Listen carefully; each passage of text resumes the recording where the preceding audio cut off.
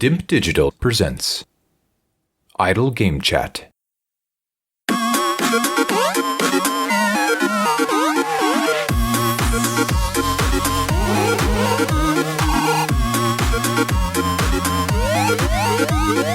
Hello, Apps here from Dimp Digital. Welcome to Idle Game Chat. This is the weekly video games podcast where we give our impressions of the video games that you can play today and react to the latest news from the wonderful world of video games. We are here every Monday on your favourite podcast app and YouTube, absolutely free. I'm joined by the former Dimp Digital Gaming Quiz champion. It's Pacman himself, it's Tom Adcock. How's it going? It's going good, mate. How are you? Yep, not too bad. You were late to this rendezvous by over an hour of an original time and then an extra sort of 15 minutes having to be given. But as people are in lockdown, there's all sorts of quizzes and stuff going on, so we're allowing people a little bit of extra time. But other than my time being wasted, I'm all right. We'll get through it, won't we? Yeah, I'm getting fed up with these quiz. This is the only quiz now sort of in town for me now. It's like my nieces and nephews, all family, but like Australian family, UK. So it's kind of fun to see everyone. So this is the only one I kind of do. Yeah. What about when Dimp Digital's gaming quiz comes at the end of the year? Oh, that's a mainstay, mate. That goes without question. Good. That's exactly what I wanted to hear. We've got a big show ahead of us this week. We're going to talk about Resident Evil 3, which is the remake of Resident Evil 3 Nemesis. Don't know why they took that off the title. Seems a bit weird. But we're also going to talk about Resident Evil 7 and the DLC packs that accompany that game. And I'm sure we'll get into other bits of Resident Evil as well, because it's a long-running series now. There's all sorts of bits and bobs they've done, films and whatnot. So there's always plenty to talk about when it comes to Resident Evil. Before we get into the meat of the show, I just wanted to let everyone know that if you enjoy Idle Game Chat, first of all, make sure you tell all your mates, there's a video games podcast out there, and you can find us on the podcast apps. You can find us on YouTube. It's all free. That's all good. But if you do want to support the show, either just to give us a little tip or earn some cool perks or rewards, head over to patreon.com/Idle Game Chat, where you have the opportunity to become one of our very special patrons. If you don't want to, or you can't afford it, no bother. Well, thank you for giving up your time for listening to us today. Adcock, I feel like I've asked this question about a dozen times on various podcasts, but this is Idle Game Chat, the new feed, the one and only feed. Before we get into the specifics of Resi 3 and Resi 7, where does the franchise of Resident Evil sit in your favourite gaming franchises? Is it in like the upper echelon of like your most loved franchises? Mate, when I first met you, queuing, midnight release, Resident Evil 6 didn't exist. Laughed out of the call. Yeah, I love these games, man. They're some of my favourites. I do know why, but I don't know if they're up there on everyone's list. I guess I love survival horror. Yes. And yeah, the series has taken some brilliant turns and some not so brilliant turns over the years, but it's always been like fun to play. I like the games are always kind of in that perfect time zone for me, sort of 8 to 12 hours. Yeah. Good mix of like horror, puzzle solving, action. Yeah, I love them. Yeah, I mean, as I said, it's a long running series, so it's picked up plenty of fans along the way. I've only clocked, so this sort of like little cards on the table for me, I've only clocked Resident Evil 6, which was actually my first Resident Evil game. We played that co-op, didn't we, many years ago? Yep. So that was a really good introduction to the series, really, considering all the stuff that had come before. I've now done Resident Evil 7 and Resident Evil 2 Remake and the Resi 3 Remake. I've spent countless hours with Resi 1 Remake on PS4, and I think that was the original GameCube remake of that, so that's old tank controls and whatnot. And also tried to play through Resident Evil 4, but in all honesty, for both the games, I couldn't tolerate the fixed cameras in 1 and those tank controls. Even though you can turn them off, it's still a pain in the arse, like aiming and that. And Resi 4, watershed game in many people's eyes, but just not being able to move and shoot annoyed me, and I think it just got the better of me in the end. And in many circles, what I've just said there is blasphemy, because those two in particular are seen as like all-time classics, and then I'm sitting here 20 odd years later on taking a big crap on them. you're the long-term, perhaps lifetime fan. Does my perspective on the older games frustrate you, or do you see where I'm coming from? Yeah, no, I mean, you can't. It's your opinion. It's fine, but I mean, I think because if you've played, because I sometimes dabble back in old games. I think, I mean, to be honest, I haven't played either of those two in a long time, and I've only played through Resi 4 once. Cool. So, yeah, I mean, Resident Evil Remake many more times, and I feel like I haven't played it probably in 5 years now, but in my brain I feel like it would still be okay for me having played it so many times. But yeah, I mean, I do understand. I do, like, trying to play anything that if you haven't played it before is really difficult when there are such big, like, frustrations and bottleneck points, with the control system. Like, I played through Shadow of the Colossus recently, and that's got a dog shit camera, and that's one of my favorite games that I've played a bunch, and that for the first time kind of really started frustrating me, like in the remake of that. So no, I get it. I think it's a shame, and also it's a great thing that a shame that they haven't remade those ones yet, and they've sort of started these remakes from 2, but whatever. But the fact that you've actually been able to play like these, like, modern versions of 2 of the classic games, really, it's a good thing. Yeah, the remakes are definitely more up my street. Resi 1's difficult to go back. I do want you to go back and I think Resi 4 is just more me. That's definitely playable in 2020. There's nothing really wrong with that. I'd argue Resi 1 and the remake, whatever they call it nowadays, HD fucking classic or whatever, I really want you to go back and try that. I just want that perspective to see whether you've still got it in the tank to deal with those tank controls and the other bits and pieces that go along with it. So that's going to be my aim for the year, to try and get you to go back into the world of Resident Evil 1 and see if your opinion changes. Resi 3 remake. The only reason I'm sitting here playing this is because on Steam you can assign 5 people access to your Steam library and download the games and play them. I have access to Hogsworth Dave Salmons, and he got Resident Evil 3 with a new graphics card. It appeared in his library. It gave me access, so I jumped on board and got it. And considering that both you and I loved Resident Evil 2 Remake last year, we did not take the bait on Resident Evil 3, did we? We did not want to delve back into the world of Raccoon City just that soon. Was it the reviews that come out that put you off? Was it just this is too soon, or what was it that made you think, I've loved Resi 2, game of the year for me last year, but not something I'm willing to go back to that soon potentially? Yeah, I think it's a little bit of all of those things. So it does feel really soon, like almost exactly a year. And I hadn't done the second campaign in 2, and then the lukewarm reviews didn't really help. Had that have been, on par with 2 or, surpassing it, I think then that would have kind of forced my hand a bit. But the fact that it was a little bit more, even though I looked at what people were saying were negative about the game, for me, I was like, well, that's fine for me. It's short. I've played it before. I know it's shorter. And to be honest, I know it's not quite as good a game as, 2, like, par for par or whatever. But I always know I'll get around to it. I mean, probably when the price comes down, or if someone gets it for me for a gift, then that's when I'll jump on. But I'm really curious to hear your thoughts on this, and if they do align with what other critics have said. Yeah, I mean, the critics' response, we use OpenCritic pretty much exclusively for our Fantasy Gaming League and the Grand Prix, all that good stuff, and it's got 79, and you contrast that to Resident Evil 2, that walked away with, I think, a 91 or a 92 when it was all said and done last year, so that's quite a big drop. It's a gulf, isn't it? Yeah. I mean, this year's remake, I said I played it and I finished it.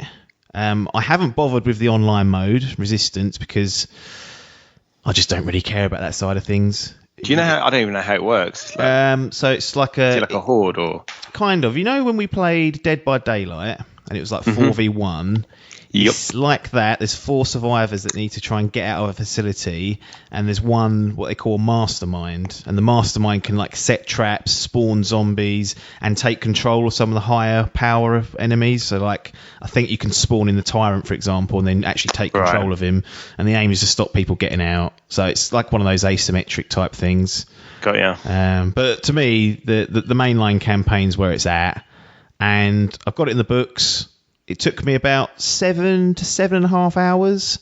Now, I'm quite a slow player. Unless I was comfortable with an area in the game, I'd be walking, checking corners, checking my 6, and they'd still catch me out, like even when I was doing that. So they've still got those little bastard zombies that seem like they creep out from nowhere. But as I said, the biggest talking point I saw when the game released was that Resi 3 was criticised for its length. That's what she said. But the sort of easy that one, wasn't it? The you can certainly barrel through the game in probably less than half the time I've done it in. But that's for people I feel that are purposely kind of trying to breakneck the game. It was released, and the RRP recommended retail price over here in the UK was 50 UK pounds. So if you're looking at it as I don't care about the multiplayer, and this is going to be a one and done run through on the campaign, you could argue that 7 to 7.5 hours is a bit steep. What I will say though is, much like Resident Evil 2 remake, there are incentives to replay the game, put it on a harder difficulty, unlock new starting weapons and collectibles. Now for me, I don't do things like that, but that's just my personal choice.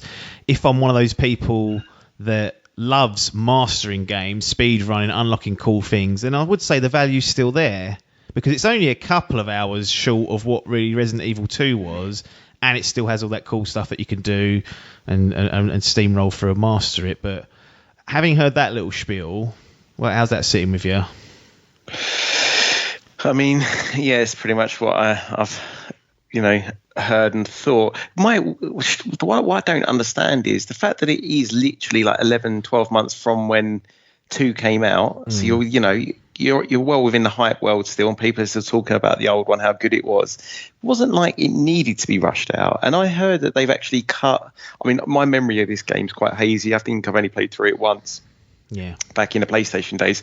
But I know there's like a clock tower, and I think in this one you have a fight outside it. But in the OG game, that was a whole section of the world inside that clock tower. Yeah. And I think there's a couple of other sections that have had a similar treatment. So I just kind of don't understand why they've actually, it was already a short game, why they've decided to cut more of the meat out. Yeah, it does seem like a bit of an odd decision to cut specific moments out of it. They have, I'm not going to spoil the set, they have added stuff as well that isn't present in the original, from my understanding. So there's kind of I guess they've replaced certain areas with that. It does seem like an odd thing to do. I mean, the rumour going around on the world of the internet was that Resi 2 and Resi 3 was originally developed side by side, these remakes, and they're going to be a double pack. And you can 100% see that in Resident Evil 3, the remake, because it shares so much of the DNA that 2 had. The controls are almost identical. Some of the locations reappear from where you've been into. So I can absolutely see at some point where these games were kind of being built as one package, which would have been an amazing package. Can you imagine that? But yeah. Resi 2 and 3 sort of double whammy coming out. But for whatever reason, they at some point they obviously split off and decided that 3 was going to be a separate project. And it has cost them a little bit, because I think a lot of people like you and me were not fatigued, but just thought, A, it's too soon, and B, it's very similar, or it looks very similar to Resident Evil 2. There are some differences, though. Like, they've introduced a dodge mechanic that Jill, who plays Jill Valentine in this one, that you can use to dodge zombie attacks or dodge Nemesis. So if you time your dodge right, so a zombie's coming to grab you, it will do like a little bullet time thing, so you can aim and let off a few sort of extra bullets straight to the head, which is quite cool. So that's kind of like a nice little action element added to it. And another thing that was present in the second remake, I should say, was that you had a knife, didn't you? But it used to have a certain like durability, and it would break eventually. Yeah, that's it, yeah. Not the case in this one. You get a knife and it's unlimited. So Okay. where that's the most useful is that when you come into a room, there's a zombie laying on the floor, and you're not sure if they're dead or alive. In 2, because I was either breaking the knives or I didn't want to use up the knife because I thought I might need it later on, I was having to make a choice each time. Do I waste a bullet checking if they're alive or not, or do I just ignore them and hope that they are dead and they don't catch me out? So they've definitely made some changes there as well on that. What did you think of Nemesis when you first got to go against him on the OG one? Because he's obviously the main event of this, and we've had Mr. X and the Tyrant and Resident Evil 2 make a real impact, but I'm just curious to hear your thoughts on what Nemesis was to you back in the day and whether you liked his inclusion in 3. Yeah, I was actually going to ask you the same thing, because from my point of view, when I played these originally, I think Mr. X on 2 was only in like your second run through. Sure. So I never saw him. So Nemesis was the first kind of, like big baddie that I'd ever seen in a Resident Evil game, and I absolutely loved it. But also, I guess because of my like sort of brain back then, didn't understand it. It didn't feel like obviously it's quite scripted. Like having played 2 recently, and Mr. X kind of always be stomping around, and there is no like once he's introduced, he it feels like, I don't know how it is done. I know there are obviously scripted sections, but generally if he's in your area, he will then hunt you down, and he will not go away until you either lose him or wait in a safe room for so long. Whereas I understand Nemesis is a lot more just scripted, but I thought he was brilliant, to be honest. Like from my memory, he starts out looking a bit like Mr. X, but then by the end of it has mutated into like a ridiculous classic Resident Evil monster. And I also remember with the original game there would be choices often, so you literally would have like a typed up choice on the screen, like either like stay and fight or run, and you could choose that, and that would then dictate, I guess, a couple of endings at the end of the game. So I don't know if it's the same this time round. No, they stripped him out completely for that. So there's no choices to be made in the game. Like he is. So if you compare Mr. X to Nemesis surprisingly is not as menacing, I think, because I had the wrong idea about how Nemesis was going to work in Resident Evil 3. I thought he was going to be like Tyrant or like Mr. X, but a much more upgraded and powerful version that was just on your backside through the whole game. So I was expecting him to be there for large portions of the game, like Mr. X is. Like when you're in that police station, once he's there, and you've then got to deal with him until you've got out of that place. And there's other areas where he'll pop up as well. But he is a set piece. He's a set piece here. Usually when you need to get from A to Z, he will appear, and he just makes your travel to A to Z more stressful. And there's various kind of like boss battles that you'll take him on as well. There's like little arena battles for him as well. But you can stun him like when you're trying to get from A to Z, for example, and he'll drop items. I think that used to be in the original. He would like drop maybe a weapon upgrade or ammo or something like that. And the same here. Like I was lobbing a grenade at his feet when I had them. I'd knock him down to one knee, drop a little box, and I've had to pick some stuff up. But yeah, I was surprised at how he wasn't a lack of a threat, because when he was around he was a pain in the arse, but he just wasn't there as often as I was anticipating. And I think that ties into the fact that Resi 2, you spend a lot of time in that police station trying to get out. Like the first half of the game's almost in there, and you're going around in circles, slowly unlocking like bits of the police station. A bit like a Metroidvania with the keys and stuff. You kind of unlock new areas, you get new weapons, there's sometimes new enemies, all that good stuff. Resident Evil 3 is much more linear.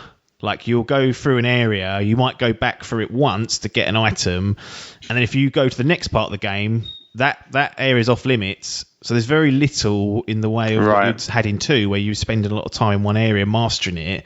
Like there was stuff that I missed because I just thought it was going to be like Resi 2. I'll eventually be able to come back here and sort of clear it down, but at the moment Nemesis is out there, so I'm just going to get away from him. But once I'd done that, that was it. You don't go back to that area. So definitely some changes in that. It pushes you through areas, and there are lots of points of no return. Whereas Resi 2, there was points of no return, or a point, but it signposted that quite clearly. So if you did want to go back and find stuff that you'd missed, it was there. But those are kind of the main changes, I guess, from 2 to 3.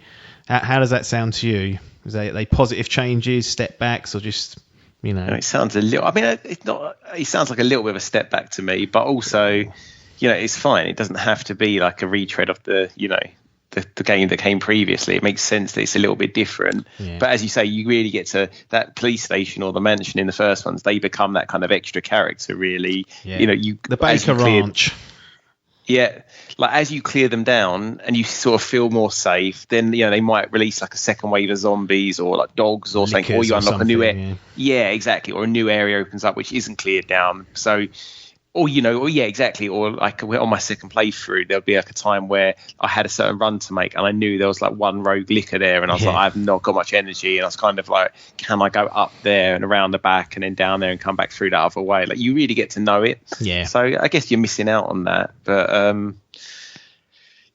I do, to be honest, I've always preferred like the sort of more the classic Resident Evils, where it is like out and out survival horror. So, although as you said at the beginning, like how a Watershed or whatever Resident Evil 4 was, a seminal game. And it ruined the franchise for survival horror, people are saying. Yeah, for me, it kind of did. Like, I was never as keen on it as other people. And I guess even 3 was the first time it lent towards action. A bit. Yeah. I mean, is it, because again, I've only played it that one time. Is it noticeably more action heavy than 2? It feels like the set pieces are.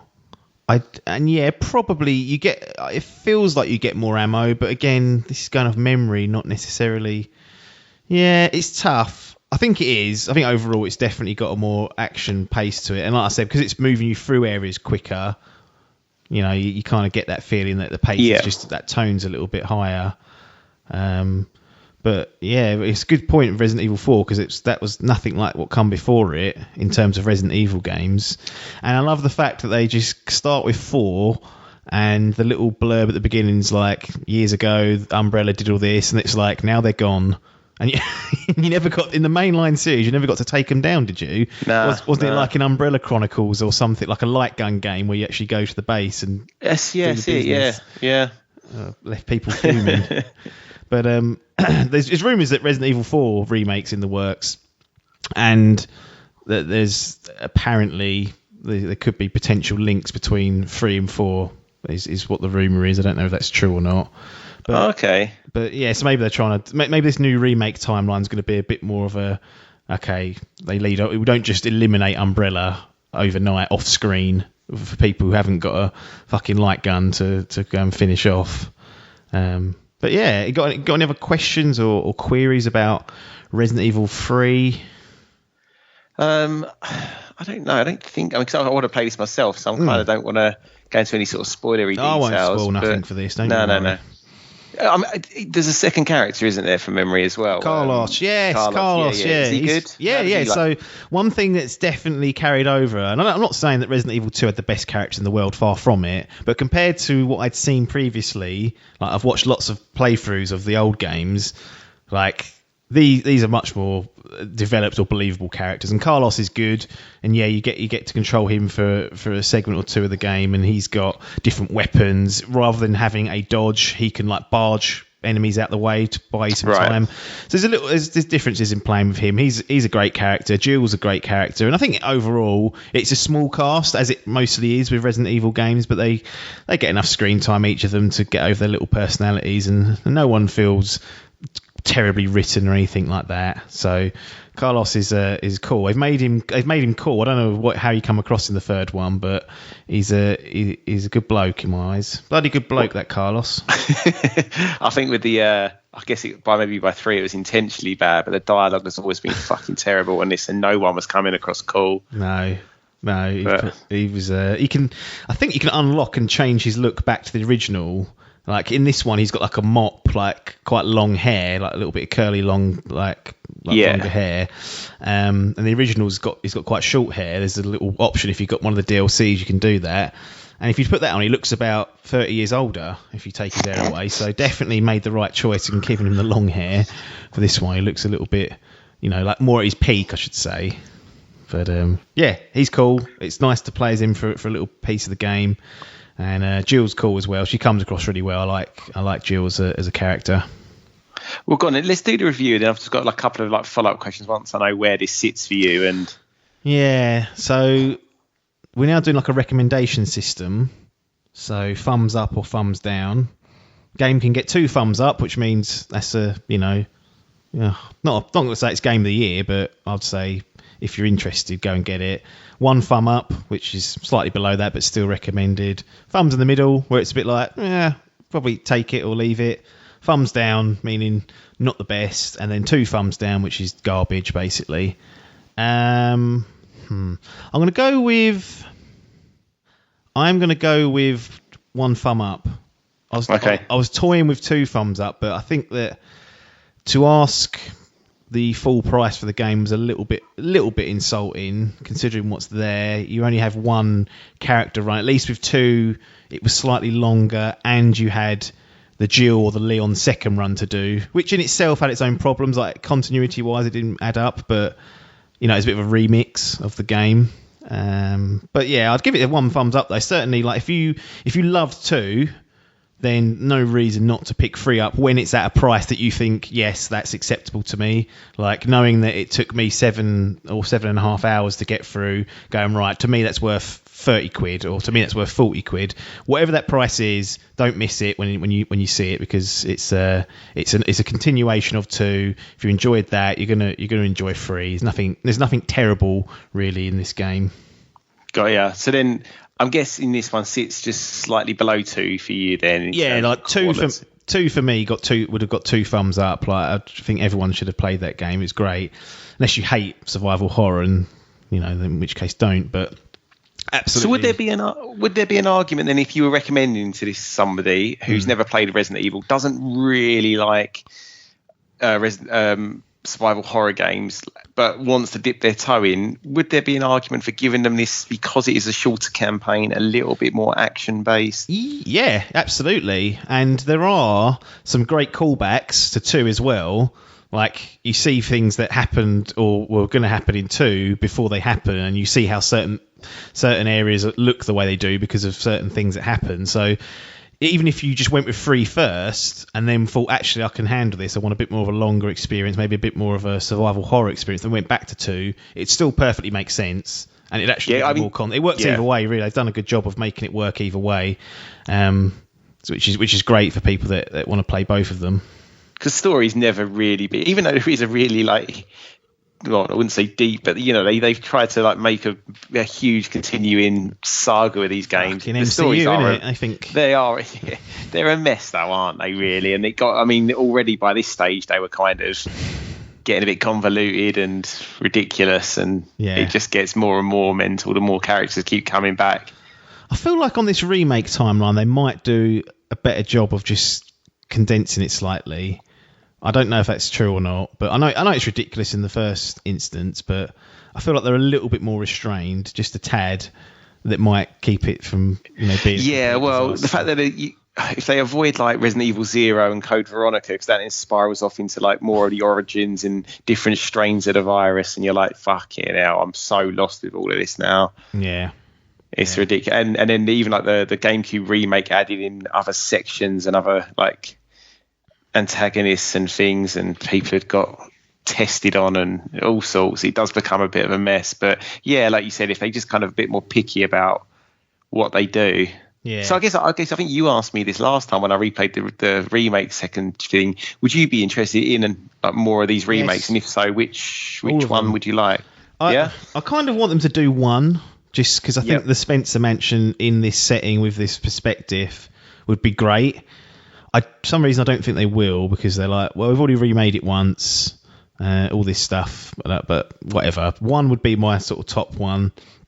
And then I don't know much about Code Veronica or Zero, whether they're worth a worthwhile effort at this, but certainly if it wants to go to 4 and then bridge the games perhaps better than they did last time, then I'm up for that. I'm up for a new version of 4 with Leon. I mean, has it got to be the president's daughter that he's trying to save? I mean, that, again, we talk about the silliness. It is the president's daughter, isn't it? If I'm remembering. Ludicrous. That needs to be toned down a bit. Just like governor's daughter, anything, just not the president's daughter. How's that happening?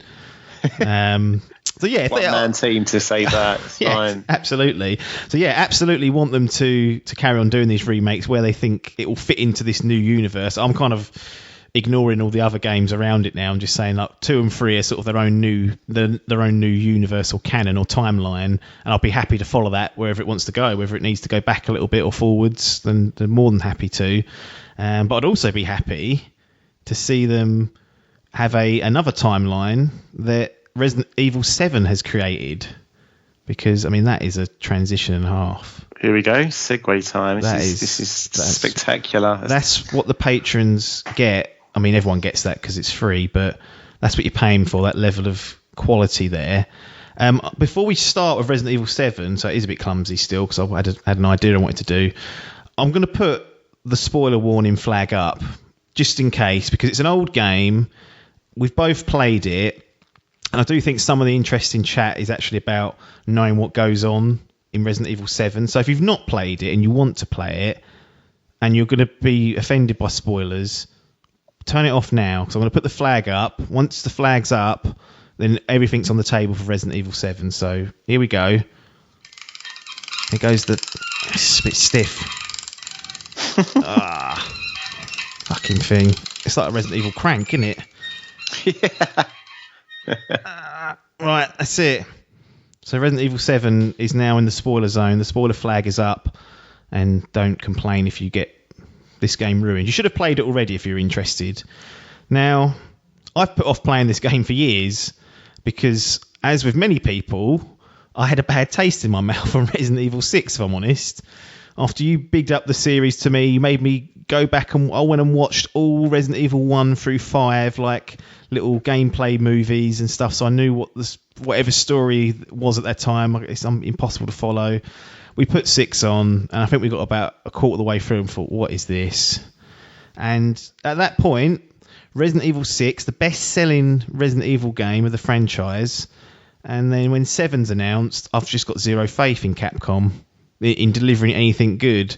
Was you in the same boat, or was you like, no, they can still turn the ship around? Resi 6 was the sort of bottom of the slippery slope the series had gone on with, probably starting with 5. But 7, they can pull it out the bag and we can get Resident Evil back to where it should be. If I'm honest, I can't 100% remember if this is the game that sort of kicked off their renaissance or not. I think it was. Because this is on, is this what the RE engine was made for? I feel like since then. It's the first one I think they did in the RE engine from the start, so it definitely had a bit of a leg up there. Well, I'm more of a third-person man than first-person generally, so I wouldn't have had much confidence of this game being a game for me. I mean, I like PT and it kind of the trait because this was brought out with that kitchen, I think, wasn't it? It was like the first. That's it.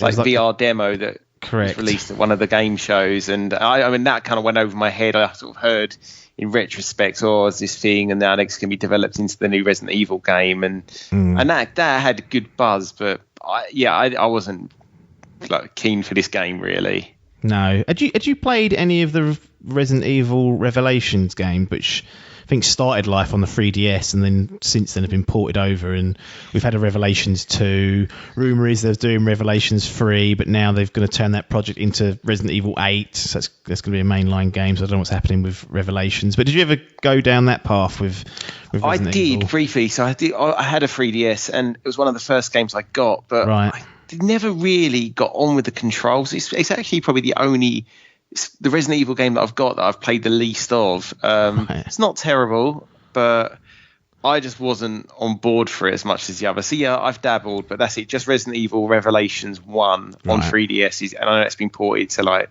PS4 and all sorts now, so probably much easier ways of playing it. Yeah, absolutely.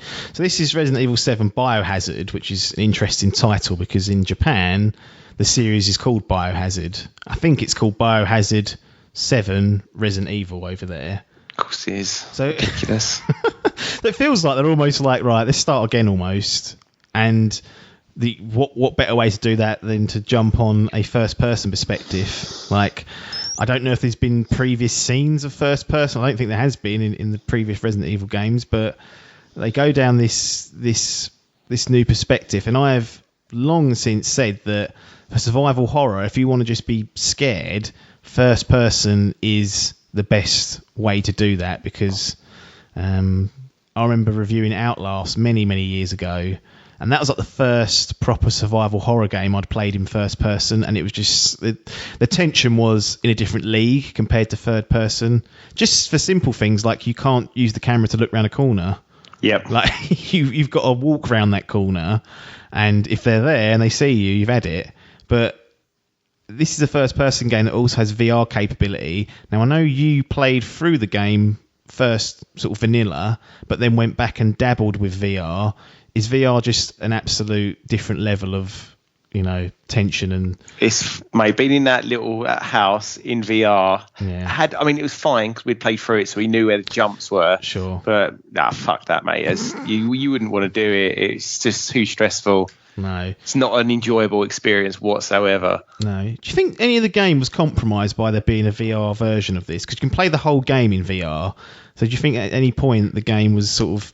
Did you notice anything, I guess, would be a better question, that actually I can see this is a VR game trying to pass itself off as a console game? No, not at all. Because I played the whole game through, like as you say, like on the vanilla, like normal controls. No, I thought it was great. And to be honest, in VR, just kind of... the controls are a bit wonky and it does make you feel a bit sick, so that's your problem. Yeah. But I remember like looking around that house, like up, and you can like see like the damp coming through the floorboards above you, and you can almost smell it. It's disgusting, that place, and the kitchen with all the fucking insects in the pots and pans and that. Like it's so grimy, such a miserable setting. I would say it wasn't compromised, and the VR kind of enhances, at least visually. Yeah, it looks amazing. That like dinner table section as well, fantastic in VR. But controls are a bit poor, to be honest. That's the one thing with VR, is that sometimes they can't get the controls spot on, because it's one of the few games where it's first person, but you can move the character independently without teleporting, and that is what can turn people's stomachs upside down. But back to the vanilla version of the game. I messaged you the other day and I was just randomly thinking, I thought this might be the best opening to a survival horror game that I've played. And I was racking my brain thinking, let's have a look. What are the recent ones? What's that bloody one with Sebastian in it? I forgot. The Evil Within. Yeah. Resi 2 remake. And I thought, I can't think of anything in a survival horror setting, Outlast as well, Alien Isolation, that is as brutal, shocking, scary, and just sets the scene perfectly for like that portion of the game as Resident Evil 7. I really think the opening of this is just like, it's crazy from the get-go, and it doesn't just throw you into the craziness, it ratchets up the tension, and then it all kicks off. Thoughts? Yeah, I 100% agree. And I actually think that for me, the front half of these games are always, like in survival horror generally, are always my favourite sections. First sort of 4 hours, and I know you're talking about probably the first 1.5 hours, but it's super strong. Like the approach to the house, getting in the house, first interactions. Well, with is it Mia, your girlfriend? That's it, something's not fucking right with her straight away, and then from that moment, all hell breaks loose, really, doesn't it? Yeah, and this really is great. Like if you've not played that opening, like it's worth just going through that just once, because it's fantastic. And also, this is throughout the game. There's things that can happen in that opening stanchion that won't happen for everyone. Like if we go up to the stage where, maybe a little bit further on, like when Jack's you're fighting him in the garage and stuff like that. The car. Yeah, he can get in the car and start trying to run you over if you wait ages. I got in the car as well. Yeah, there's a bit where you can get your leg chainsawed off. I guess that's before sort of the dinner bit. Like if you do certain things, it's crazy. I had no idea of that. There's all these little like extra bits that are in there depending on sort of, guess not choices you've made, but how the game's perceiving that you're playing. So I think that's really clever, because when I was reading up on those, I was like, that's really good. That's really good for sure. But we take control of this fella called Ethan, and again, rookie at the game. I've told you what games I have and haven't played, but Ethan feels quite unique to the series in that he's not a cop, he's not a STARS agent, he's not a special. He's just this bloke who's fiance, girlfriend, wife, whatever Mia is, has gone missing. He's got a message to go and find her, and he just sort of sets off as a normal person. I don't know whether the normal protagonists are, if there's any like that in the series. There probably is, but my lack of experience is costing. No, I don't. I think you're right. I mean, I think as you say, they're all either police. I mean, obviously there are a couple of like secondary characters. I think there's a convict in Resident Evil 0, but no, he's the most like bog standard civilian getting caught up in this absolutely ridiculous situation. Yeah, everyone else I think is sort of military or at least got some training. He's well out of his depth. Yeah, and it shows during the game. Like he's a mess throughout it. And I think that's just an interesting take on it, considering how much of the game has been etched in the Redfields, the Valentines, the Leons of this world, and that you've got this random fella out there. And I also liked the overall kind of story of 7. Like, it's still a Resident Evil game, despite what that opening might present to you. Like, initially, it feels like you're led to believe that this family is basically like the Texas Chainsaw Mob. You know, that they're just this weird family who are just abducting people and doing God knows what to them. But as time goes on, slowly but surely it becomes more like a true Resident Evil game. Like, there's bioweapons that are still causing havoc.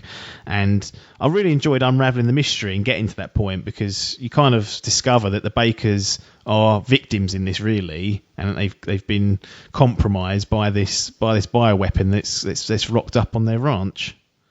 Yeah, there's two of my favourite things about this game. One, as you say, like the start, it just feels, I can imagine a lot of people, I mean, it's a great game, but going, oh, it's not Resident Evil, getting annoyed. Yeah. But they do a great job of swirling this completely new idea in, as you say, it feels like a Resident Evil as you play it, even though it's in first person. Yeah. And the storyline for quite a big section is nothing like a normal Resident Evil.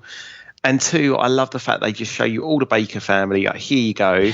Yeah. And then after that, the level, each section of the game will be kind of based around one of the Bakers, and be kind of quite unique in like location and sometimes puzzles and whatnot. I thought it was really, really clever game design, level design, character design.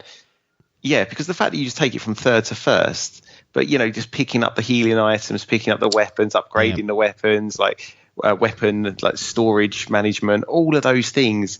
You got that safe section with it's like a trailer, isn't it now, rather than like typewriter rooms, and you can unlock some upgrades there as well. Get the Magnum in there if you get those coins. Yeah, that's it, the coins you collect. So I thought this whole thing was brilliant. I don't know about your thoughts on this. Yeah, like definitely enjoyed the design of the game. It still had that, that's what Resident Evil's built across, really, because we talked about how cheesy the storylines were. No one was tuning in for that. They were tuning in for the puzzle solving and the combat and the need to survive. And the Baker Ranch itself is, I kind of wondered the other day, I don't know if it's like a homage to the Spencer Mansion, like this big ground where there's lots of complicated bits and pieces on there. You can even find notes in the Baker Ranch that reference, certain parts they've bought or built to make it more sturdy. Like it's just like tongue in cheek, knowing like how ridiculous what this like looks like, and trying to sort of retcon it in some sort of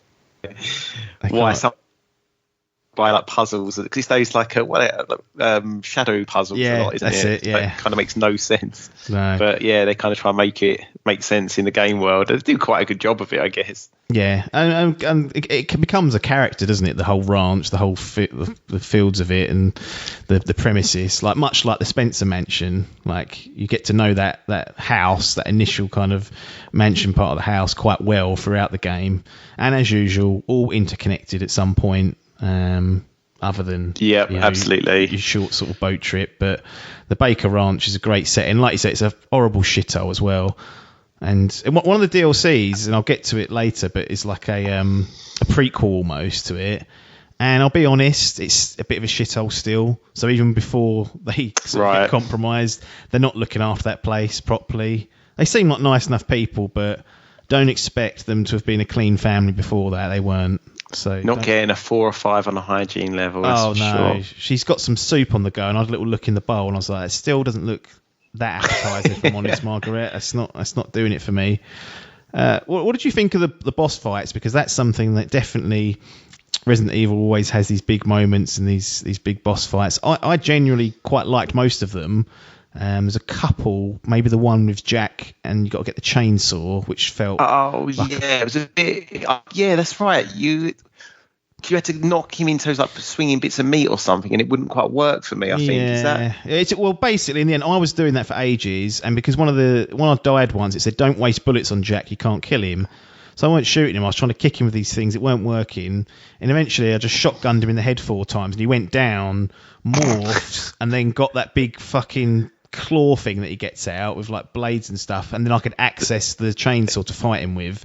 Oh, there's like a little one-on-one duel. That's it. I remember. I can't, if I'm honest, I can't 100% remember it. But I remember being frustrated on that exact bit, actually. Yeah. It wasn't just, it wasn't quite working right. How, like you kind of know through like game knowledge what you're meant to be doing or whatever. And it just wasn't quite working in the way that I knew it was meant to be working. No, agreed. I really like the when you take on Margaret when she's like a spider creature in that greenhouse and she's like roaring round, and if you let her spend too much time on her own, she'll lay like an insect egg that will then put those horrible flies in your face that you got to go and kill. You're kind of chasing her around this premises, just trying to wipe her out as quickly as possible, but she can get through little crevices and stuff. I really liked that as a boss fight, if I'm honest. Yeah, I didn't, to be honest, going like later in the game, there's like I think it's maybe the 3rd time you fight Jack and he's just like... Just blob of shit, yeah. Yeah, absolute blob of That's proper custard. Resident Evil there. That's when you're like, right, this is now... It's like they go, it's like a really nice escalation, like Pokemon, and then they just go, just fucking spew up all over the page and go, that's what you're dealing with. And you're like, well, that's gone a bit far. And then the last boss for me was a bit of a non-event, really. It's not really a boss, is it? No, you just did you see that coming? Like the fact that she was going to be involved with. I kind of because it looks because when you get to the family, you just it's this woman in a wheelchair through the whole game. This is another great thing they did with the story, and she's just sitting there, and it's really weird because if you move, she sort of turns her head and looks at you, but you can't interact with her, you can't shoot her. She's seemingly no threat, and you just assume she's like Nana Baker. But it turns out, actually, she's the bioweapon. She's kind of got she's infected the family, mind control, that good stuff. And, I think there's some notes that mention that she's started to age. Like, she starts off a little girl. And then when I saw that, I was like, oh, fucking hell, it's going to be Nana, who's not Nana. She's Evelyn. She's an evil bitch. But I thought it was really clever to have her sort of just there a few times, and you're a bit like weirded out by her because she's creepy, because she's sitting in this wheelchair, but she's not interfering, so you just forget about her. And then later on, if you read the notes, you'll be like, hang on a minute, it's going to be her, isn't it? And I liked that. I thought that was really good. And then the one other thing now, I sort of half remember this, and it's kind of, again, a good bit of marketing, sort of a bit PT-esque, is, but I can't remember exactly how the concept works. Tell me about those, so basically, I think there's videotapes. As you get into a new section, you get to play, but is it optional? I'll let you go through it, but they are there's optional. Okay, here we go. So you can pick up these videotapes. I don't know why they're still using videotapes. This one's set in 2017. Like, I understand seeing all the lo-fi stuff in the remakes, because they're still set in 98, 99, whenever it was, but they are backwards bakers, I guess, so maybe. But you can pick up these tapes, and then it's optional, as far as I know, whether you actually do them or not, because what they tend to do is you'll put it in, then you'll play the character from or the videos, whoever's filming, basically, their perspective. So you play one as Mia, where you're trying to get away from Margaret, and she's trying to like fucking bug you out, and you play a couple as that little film bloke called Clancy, who's a cameraman, and he was the one in the like playable trailer they did, wasn't correct, he? Like, yeah. That's it. Yeah. So that beginning hour or whatever it's called, is part of that. And you can play through those bits. And what they often do is they foreshadow what might happen to you as Ethan. And if you're paying attention, you can suss out some of the puzzles or where to go next, or even, figure out that actually there's no way of doing this a traditional way. I'm going to have to think outside the box. 'Cause I'm thinking of the one where you do the happy birthday tape. And it's basically a death room that Lucas sets up for you. And as you go through it on the tape, you can't do anything other than die at that situation. That's where Clancy ultimately dies, is that he gets set on fire in that happy birthday room. But when you do it through with Ethan, you notice that you can get all the passwords without having to trigger certain events. So the one thing that kills you as Clancy is that you you take a little screw out of a container that's leaking then petrol. So when the room sets on fire, it kills him. Now, because you know that, because you've watched and played the video, when you come to do it as Ethan, you just don't take that tool. You can just go straight to what the passwords are. They've not changed. And then that's how you get round it. And I really like that. They're optional, but if you do them, you will find something clever out about them. But again, while they're using tapes, that's the only thing. I think the main criticism I had is just one whole section of the game, and that's like the ship section. Yeah, 100%. Like, it reveals a lot of the story, actually. Like, that's where you find out about what Mia's doing there, all this good stuff. But I just thought the whole section was a bit weak sauce, in all honesty. Yep. I totally agree. I feel like with all Resident Evils, for me, the later sections, in terms of just, like, one settings, it feels like they've poured their heart and soul into the first, like, 2/3 of the game, and by the end of it, they're like, I'm getting fed up of this. Yeah, laboratory again. Yeah, I do. And I feel like not only... I feel like this one was a little bit poorer than usual. I really didn't enjoy it, that last setting. No, I got turned around so often and trying to suss out where to go. I used one of those corrosive lock breakers on just like a random little like ammo crate, and for ages I couldn't find another corrosive thing, and now I needed one to get into like the captain's office, and I was getting really pissed off at myself. I was like, why did I waste it on that? But yeah, I didn't like that area at all, and I thought, like, how's a ship like that just sort of sitting there like in the bayou near the bakers, and no one's picked up on it. But yeah, that section was a bit poor. Narratively, it opens up and kind of tells you a lot of what's going on, but Yeah, I liked the bit before. I know we've spoke about this off air, but there's a nice little choice in this game as well, where there's like one of the bakers is actually helping you. Zoe, like she's like your guide. She'll call you somehow. Again, low tech, knows where you are in the house and will ring you and give you a little bit of a tip. But she's been like infected and needs some serum, but so does your Mrs. Mia. Yep. And you have to make a choice over who to help. Have you read like what happens either way here? I haven't. No, I chose Mia, and I think you did as well, because like, as if you're going to choose anyone other than your wife. That is the canonical choice as well. I know that much. Exactly, yeah. So that's the canon way. I think I was watching a playthrough of that section, funny enough, and they chose Mia as well, and then they were talking about, it was on Easy Allies, they were talking about what happens if you choose Zoe, and apparently she just dies. Like, that's it, yeah. When you get to the boat or something. Yeah. Yeah. Which seems like weak sauce. By the same thing that whatever knocks you off kills her, basically. Yeah. I mean, well, that's just, what's the point in doing that? And then actually the other thing I wanted to ask you about, because I remember not enjoying this, is like the enemies in this, like sort of the most of the enemies, they're not your traditional zombies. So each section you've got one of the bakers to deal with in like various, and isn't zombies now, they're called molded. Is that right? Yeah, they're called molded. Yeah. I kind of initially didn't like them. I was like, they're just like bog standard stuff. And then, like, as the game went on, I was like, it's quite cool, kind of like shooting off their legs or one of their arms or blowing their head up or stuff. Like, they were the kind of most Resident Evil thing, like in the early game, that kind of just gives you that attachment that it's still a Resident Evil game. So I came to sort of accept them for what they were, but they weren't overly. I didn't feel like there's a lot of thought put into them. Like, there's these clear like liquor rip-offs that aren't anywhere near as good as liquors, like the little four-legged ones. So. Yeah, they're not great. They're like the fodder enemy of the game, so you do fight them a lot, and that's pretty much all you fight on that ship, which is probably why perhaps we didn't like that as much. Yeah. But yeah, they're not. And you've said it great. before. You've said it before about the sort of Resi 2 remake and 3. Like, those zombies are the best zombies you get in video games. Like, bottom line. So anything that's going to have a hard time against them, and these are. Yeah, pretty poor enemy design, even in, not against that. They're not the most imaginative things in the world, are they? Yeah, it's hard work, I guess. Like, if you don't do zombies, what do you do that's, a shape that's easy, like for fodder enemy? It can't be easy. But there's a couple... Because I've played this a bit backwards. I played Resi 2 Remake before playing 7. There's a couple of things like item management and the map that weren't in 7 that were in 2. So the main thing I noticed was that it doesn't tell you, or at least I didn't notice, it doesn't tell you in 7 when you can discard an item.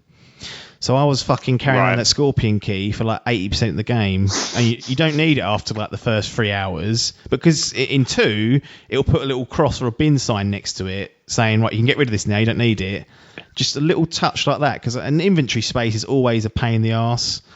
So little things like that. And I think the map as well in 2 and 3 is great, because it kind of tells you if you've cleared an area or a room. You don't really get that here. It'll show you where there's a locked door and whatnot, but it won't necessarily say if you've got all the items in that room. So if you want to try and get what you can, you can't. But overall, good to great game. Like, really puts the series back on track. I feel sorry for those people that have skipped it because they hated 6 so much. I don't blame them, but you're genuinely missing out on like a good game here. Like, rating wise or like recommendation wise, I'll probably give it 2 thumbs up, because I love the fact that it's a different Resident Evil game. Like, I can now, in theory, have this remake series going on, third person, and then now, like, from 7 onwards, perhaps a first person set of these games, and I'm open to seeing that. So I would give it 2 thumbs up. Lovely. And I'm guessing I think they're probably going to do a trilogy of these first person ones and finish, because that's the other thing, I guess, another ultimate segue. Right at the end, you get the kind of most Resident Evil thing ever. Like, one of the old characters comes in as part of the extraction team, and then sort of feeds into the DLC as well, as far as I know, right? Yep, correct. So the DLC, there's kind of like 6 bits of DLC. Well, 7 or 8 bits of DLC. 2 of them are mini games. So one's where you've got to run around the house and get Jack some food, like stupid like mini games, not mechanical or anything like that. So you've got to run around and do that. Another one's called Ethan Must Die, and that's like another sort of level almost, where you've got to get through the Baker house doing various things, but the difficulty is ultra hard, like 2 hits and you're dead. And all the item drops are randomized. There's those bomb boxes still that Lucas sets off for you, so they're annoying. I've seen them kill people. It's got a little bit of Dark Souls in it, like you can go to where you last died and pick up your stuff if you get there without dying, so that's kind of cool. But super hard Ethan Must Die, like ridiculously hard. And then the DLC after that's split into like 2 sections. You've got banned footage, which is more of these videotapes that they've seemingly been released, and then you've got 2 what I'd say are more traditional DLC packs in Not a Hero and End of Zoe. So banned footage, 3 of those are Clancy again. So you find out what happened to him before he gets burnt to death by Lucas. One's called Nightmare. That's a horde mode. So you get Jack throws you in the basement, and you've got to survive until dawn, which essentially equates to 5 waves. You start off with nothing, but you pick up scrap, which you can use to craft weapons, ammo upgrades, set traps, activate turrets. And to get more scrap, you have to start these compactors that are located around the basement. There's like 3 of them or 4 of them.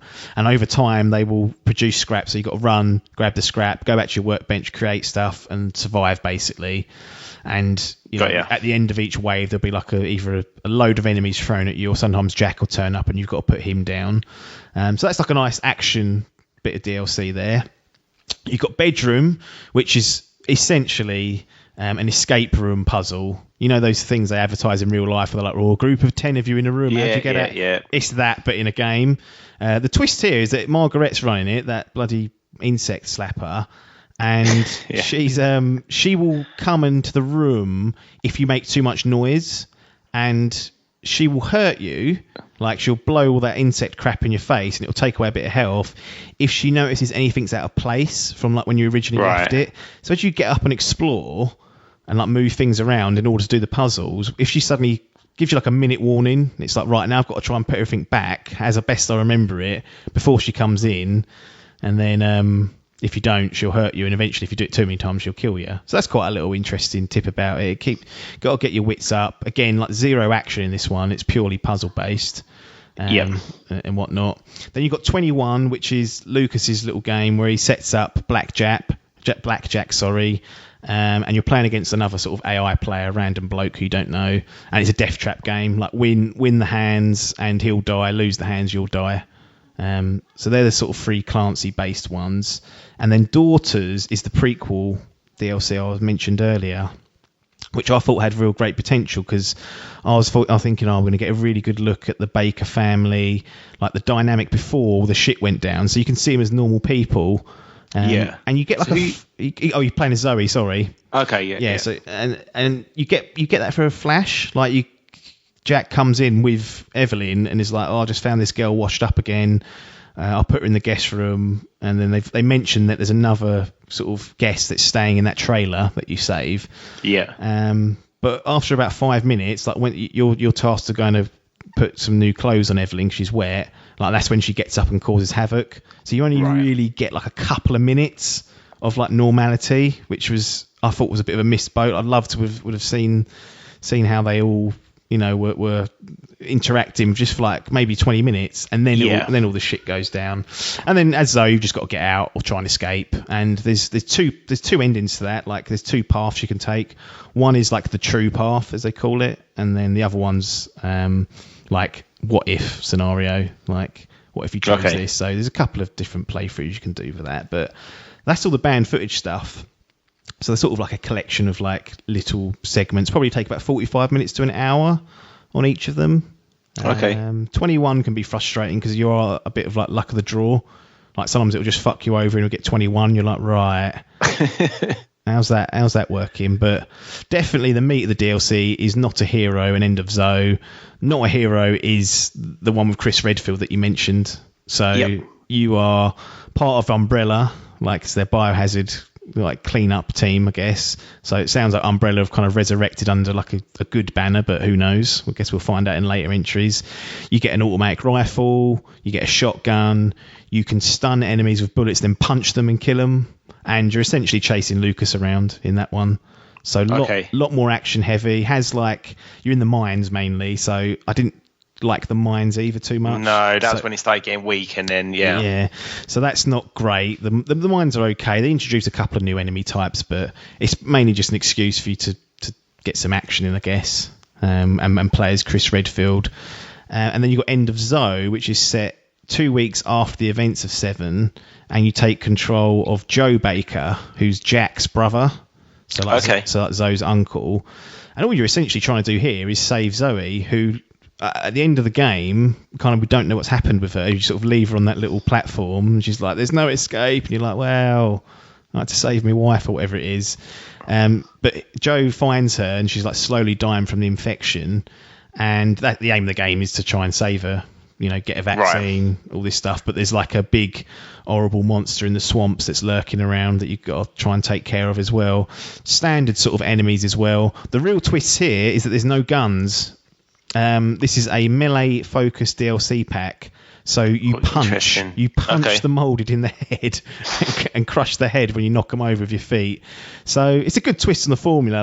Like it ties up kind of like any loose ends, like major loose ends from Resi 7, like what happened to people, and then does what DLC I think should do is try and do something a bit different with the core gameplay, and definitely, just smashing and beating up moulded is quite a good way of doing that.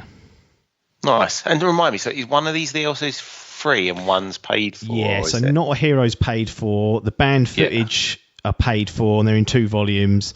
And End of Zoe is paid for. So it's only Not a Hero that's free. Okay. That's the free one they announced. But I borrowed this game off Biff, and he had the gold edition, which comes with all of it. And nowadays, I've seen the gold edition go on sale for like 10 UK pounds. So that's good, isn't it? Yeah, Jesus, right? It's not even close, is it? If you haven't got the game, get the gold edition. You'll find it for a £10, and you get all this and the base game, which is took me about 9.5 hours, which I think is a good spot for a survival horror game. Yeah, sounds about right. Yeah, because there's only so much you can play before wanting a break with this, innit? You can clear a section down and then say, right, yeah. Well, nice one. Any questions on the DLC or any other Resident Evil 7 thoughts?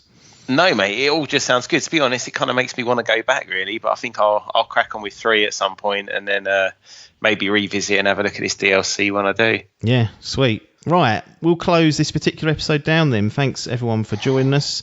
Remember, we'll be back here next Monday with more Idle Game Chat. So thanks for your time, and ta-da.